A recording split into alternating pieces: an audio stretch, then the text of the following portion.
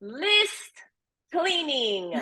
I know. And the reason I say that is because it's very challenging in terms of when you're in a corporate environment. They're all about we want more, not less. But the problem is that you have to explain to them that probably 20 to 30% of your list is not performing, and it's actually like bringing everything down, your metrics, your deliverability. So really build a case to create a list cleaning process. It can be a flow, an automated series that you basically send them, hey, we've missed you, the typical, right?